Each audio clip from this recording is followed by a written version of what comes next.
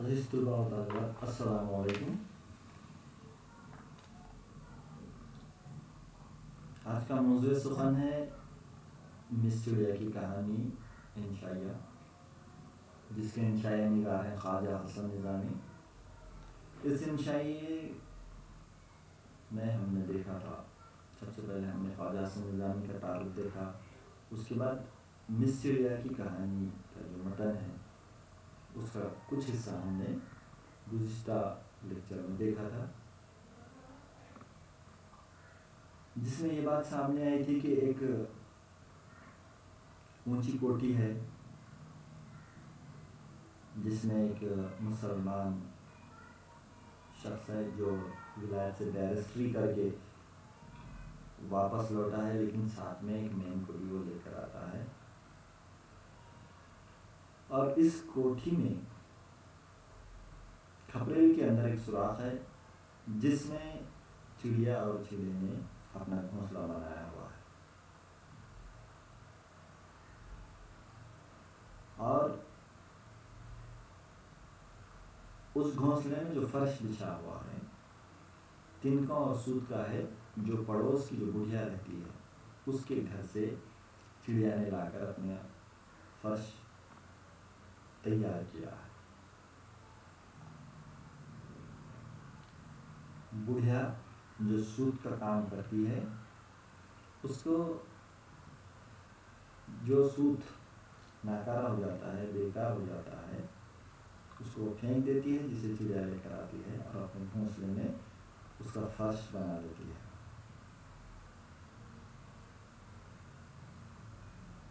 نیم صاحب اور اس بیرسٹر کی ایک بیٹی بھی ہے، ایک لڑکی ہے جو چلتی پھرتی ہے، اور وہ جو باپ کی طرف سے مسلمان اور ماں کی طرف سے مصباح آتی ہے۔ ایسا ایک طنز یہاں پہ خواجہ حسن نظامی نے کیا ہے۔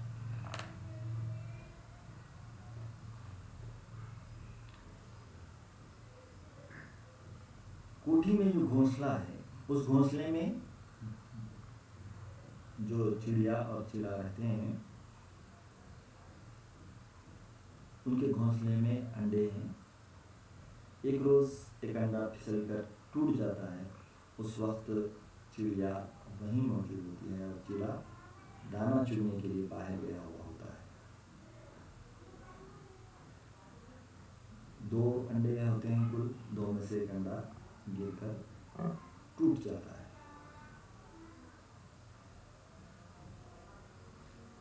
چڑیا کو بہت بڑا صدمہ پہنچتا ہے،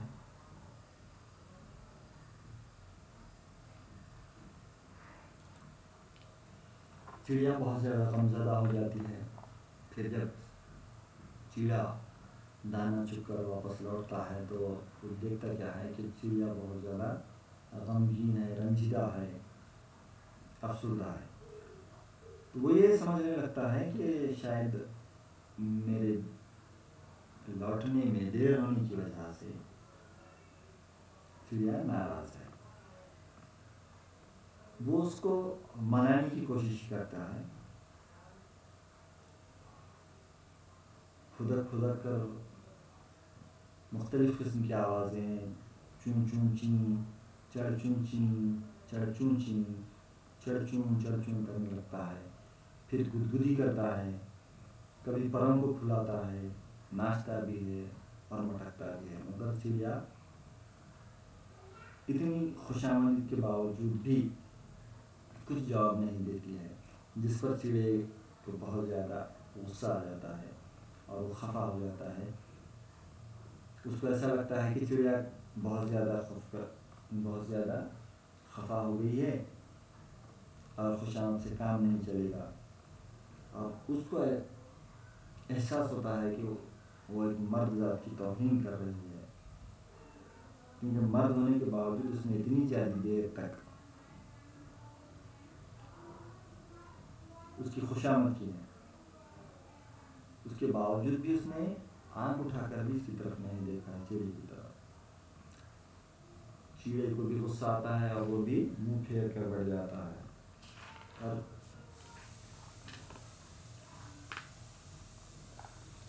نیچے دیکھنے لگتا ہے اور وہ خوش ہوتا ہے نیچے دیکھ کر. اس کو ایسا لگتا ہے کہ وہاں جو بیرسٹر صاحب بیٹھے ہوئے ہیں آرام سے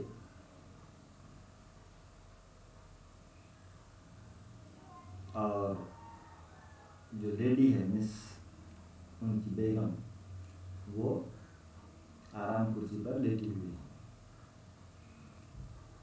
اس کو لگتا ہے کہ کتنے خوش نصیب لوگ ہیں, کاش کہ میں وہ انسان ہوتا اور اس طرح سے حشاش بشاش اور خوش نصیب زندگی گزارتا.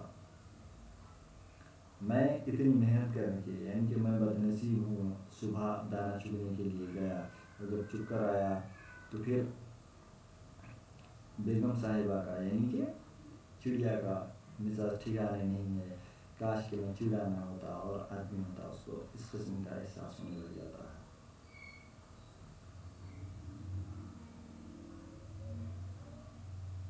چڑیا اسے ادھیڑ من میں تھا کہ چڑیا نے غمناک آواز نکالی, چون. چڑیا نے جلدی سے مڑ کر چڑیا کو دیکھا اور کہا, چون چون چر چون, کیا ہے آج تم کو ایسی چپ کیوں ہے؟ چڑیا بولی, انڈا گر کر ٹوٹ گیا. پھر ہوتا یہ ہے کہ چڑیا آواز کرتی ہے, غمناک آواز, چون. اور چڑیا کیا کرتا ہے, جیسے ہی اس کی آواز سنتا ہے اس کی طرف متوجہ ہوتا ہے اور پھر اس سے پوچھتا ہے کہ آج تم ایسی خاموش کیوں ہو, اتنی چپ کیوں ہو؟ تو چڑیا کہتی ہے کہ انڈا گر کر ٹوٹ گیا. انڈے کی خبر سے پہلے تو چڑیا کو ذرا سا رنج ہوا, مگر اس نے صدمے کو دبا کر کہا, تم کہاں چلی گئی تھی؟ انڈا کیوں گر پڑا؟ چڑیا نے کہا, میں اڑ کر ذرا چمن کی ہوا کھانے چلی ہوئی تھی, جھپٹے سے انڈا پھسل گیا. یہ سن کر چڑیا آپے سے باہر ہو گیا. اس کے مردانہ جوش میں طوفان اٹھ کھڑا ہوا اور اس نے کڑک دار گرجتی ہوئی چون چون میں کہا.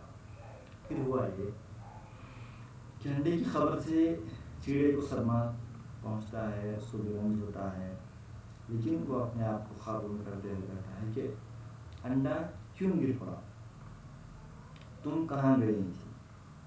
تو چڑیا جواب دیتی ہے کہ میں اڑ کر ذرا چمن کی ہوا کھانے چلی گئی تھی اور اسی وقت انڈا پھسل گیا. یہ سن کر چڑیا آپے سے باہر ہو جاتا ہے, اس کو بہت زیادہ غصہ آتا ہے اور وہ گرجدار آواز میں کہتا ہے کہ پھوہڑ, بدسلیقہ, تو کیوں اڑی تھی؟ تجھ کو چمن کی ہوا کے بغیر کیا ہوا جاتا تھا؟ کیا تو بھی اس گوری عورت کی خصلت سیکھتی ہے جو گھر کا کام چھوڑ کر ہوا خوری کرتی پھرتی ہے؟ تو ایک چڑیا ہے, تیرا کوئی حق نہیں ہے. آج کل تو انڈوں کی نوکر تھی, تجھے یہاں سے ہٹنے کا اختیار نہ تھا. تو نے میرے ایک انڈے کا نقصان کر کے اتنا بڑا قصور کیا ہے کہ اس کا بدلہ کچھ نہیں ہو سکتا.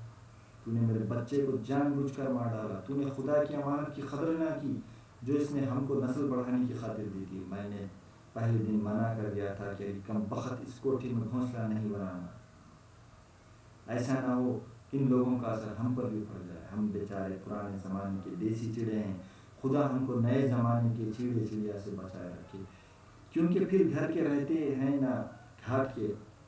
مگر تو نہ مانی اور کوٹھی میں رہوں گی, کوٹھی میں گھر بناؤں گی, یہ کہہ کر ناک میں دم کر دیا. اب لا میرا بچہ, میں تجھ سے لوں گا, نہیں تو مارے ٹھونگ کے کچلا بنا دوں گا.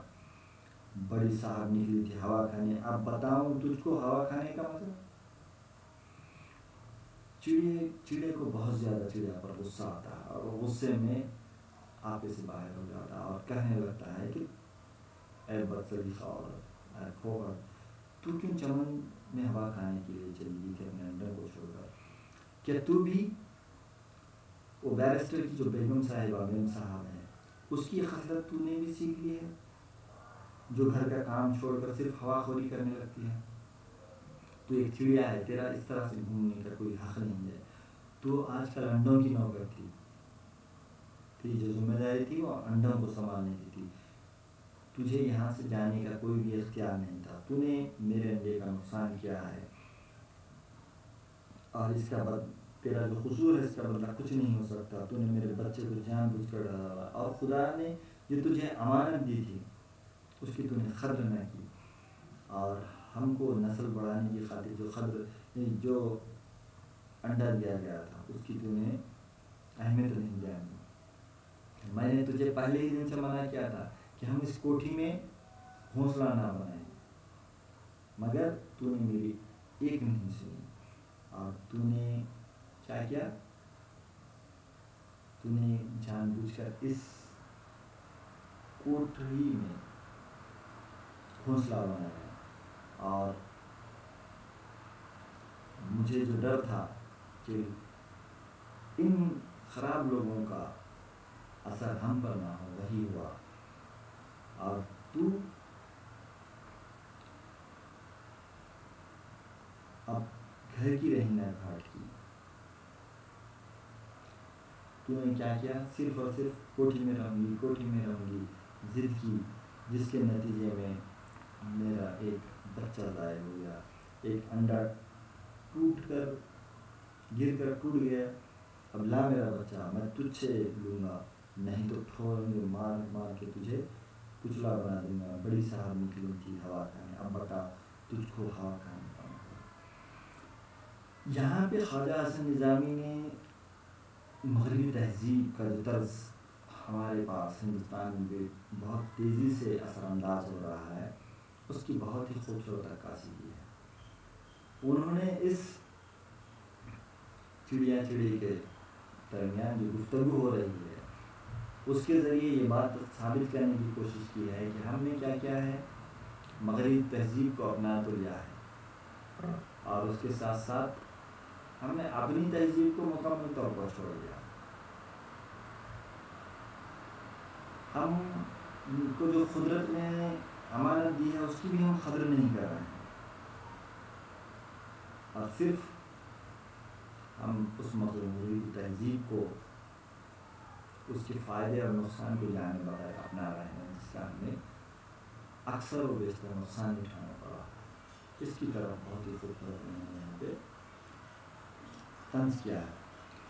چڑیا پہلے تو اپنے غم میں چپ چاپ چیڑے کی باتیں سنتی رہی، لیکن جب چیڑا حد سے بڑھا تو اس نے زبان کھولی اور کہا، بس سن لیا، بگڑ چکے، زبان کو روکو. انڈے بچے پالنے کا مجھے پر ٹھیکا نہیں ہے، تم بھی برابر کے شریک ہو. سویرے گئے تھے، یہ وقت آ گیا، خبر نہیں اپنی کس سگی کے ساتھ گلچھرے والے پھرتے ہو. اب چڑیا چپ چاپ چیڑے کی باتیں سنتی ہے، اور جب اس کو لگتا ہے کہ اب چیڑا حد سے زیادہ بڑھ رہا ہے تو وہ کہنے لگتی ہے، بس سن لیا، بگڑ چکے، زبان کو روکو.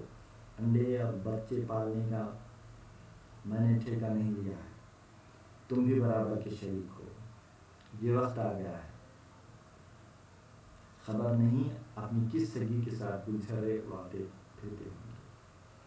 لیکن وہ کہہ رہی ہے کہ تمہاری بھی ذمہ داری ہے، اور تم کب گئے تھے، اب آئے ہو، اور مجھے شک ہے کہ تم کسی اور کے ساتھ گلچھرے اڑا رہے تھے. دوپہر میں گھر کے اندر گھسے ہیں اور آئے تو مزاج دکھاتے آئے. اب دوپہر ہو گئی ہے، تم صبح گئے تھے، اب آئے ہو، اور جب آئے بھی ہو تو کیا کر رہے ہو، اپنا مزاج دکھا رہے ہوں گے. انڈا گر پڑا مگر میرے پنجے کی نوک سے، میں کیا کروں، میں انڈے کی خاطر اپنی جوان جان کو گھن لگا دوں، 2 گھڑی باہر کی ہوا بھی نہ کھاؤں. صبح سے یہ وقت آیا ہے، ایک دانہ حلق سے نیچے نہیں اترا. تم نے پھوٹے منہ سے یہ نہ پوچھا کہ تو نے کچھ ملا، یا مزاج ہی دکھانا آتا ہے. اب وہ زمانہ نہیں ہے کہ اکیلی چڑیا پر سب بوجھ ہو، اب آزادی اور برابری کا وقت ہے. آدھا کام تم کرو، آدھا میں کروں. دیکھتے نہیں میم صاحب کو سارا کام کرنا پڑتا ہے، بچے کو آیا کھلاتی ہے. تم نے ایک آیا رکھی ہوتی، تمہارے انڈوں بچوں کو آیا نہیں ہو.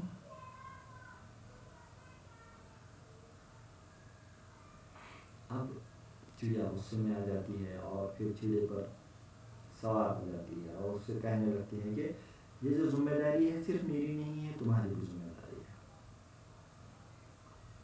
اور پتہ نہیں تم ہی صبح سے گئے تھے، اب دوپہر ہو گئی ہے، میں نے ابھی تک کھانا بھی نہیں کھایا اور پانی بھی نہیں پیا. یہ اکیلا، میں اکیلی ہی نہیں ہوں اس بوجھ کو اٹھانے کے لیے. اور اب یہ جو زمانہ ہے برابری کا اور آزادی کا زمانہ ہے، اس میں آدھا کام تمہیں کرنا پڑے گا، آدھا کام میں کروں گی۔ یہ جو ذمہ داری ہے، اس ذمہ داری کو ہم دونوں کو نبھانا ہے۔ تم دیکھتے نہیں کیا، میم صاحب آدھا کام کرتی ہیں اور آیا بچے کو سنبھالتی ہے، اور تم نے تو آیا بھی نہیں رکھی۔ تم اگر انڈوں کو سنبھالنے کے لیے کسی کو رکھ لیتے یا آیا بھی رکھتے تو انڈا ٹوٹ کر نہیں گرتا۔ یہاں پر بھی پھر انشائیہ نگار میں خواجہ حسن نظامی نے جو خوبصورت انداز ہے ان کا، اس انداز میں انہوں نے یہ بات سمجھانے کی کوشش کی ہے کہ آج معاشرے میں ہم دیکھتے ہیں کہ بچوں کو سنبھالنے کے لیے خاص طور پہ جو پڑھے لکھے لوگ ہیں بہت زیادہ، اور مغربی تعلیم جو حاصل کیے ہوئے لوگ ہیں، وہ لوگ کیا کرتے ہیں، آیا کا سہارا لیتے ہیں اپنے بچوں کو سنبھالنے کے لیے، اور وہی آیا ان بچوں کو سنبھالتی ہے۔ اور جو میم صاحب ہوتی ہیں یا بیگم صاحبہ ہوتی ہیں، وہ کچھ کام کرتی ہیں اور ہوا کھاتی ہیں، بیکار کی گھومتی پھرتی ہیں۔ پہلے اس طرح سے نہیں ہوتا تھا۔ یہ ہمارے معاشرے میں بہت بڑی تبدیلی واقع ہوئی ہے، جس کے مضر اثرات آئے دن ہم دیکھتے ہیں۔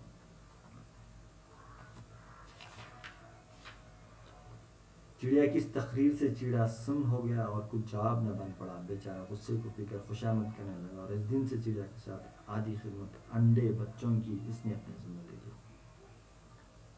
چڑیا کی یہ جو باتیں تھیں، یہ جو غصہ تھا، وہ سنتا ہے اور سن کر خاموش ہو جاتا ہے اور اپنے غصے کو پی جاتا ہے، اور پھر چڑیا کی خوشامد کرنے لگتا ہے۔